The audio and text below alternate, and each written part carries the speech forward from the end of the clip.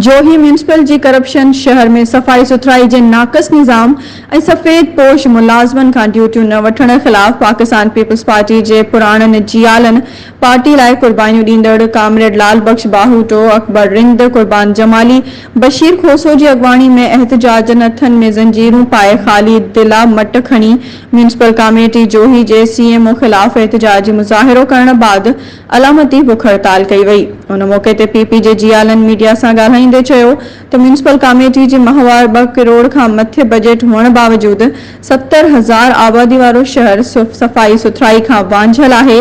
शहरी निधण का बणियल आहिनि। सख़्त गर्मी हुअण सबबि वाटर सप्लाई जी फरहामी बंद हुजण करे पीअण जे साफ़ पाणी लाइ निठण उस में दरबदर आहिनि त ॿिए तरफ़ म्यूनिसिपल कमेटी में सफ़ेद काटन पोश अमलो घर वेठे पघारूं मराहतूं हासिल करे रहियो आहे, जंहिंजी सज़ा शहरियुनि खे ॾिनी पई वञे।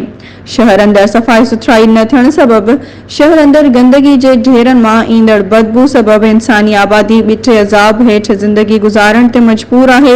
हुननि हंगामी बुनियादनि ते शहरी अंदर वाटर सप्लाई जे साफ़ पाणी जी फरहामी खे यकीनी बणाए शहर मंझां गंदे पाणी जो निकाल सफ़ाई सुथराई कराए शहरनि सां इंसाफ़ कयो वञे। ॿी सूरत में एहतजाज जारी रहंदो। आकाश काडई, सिंध एक्सप्रेस न्यूज़, जोही।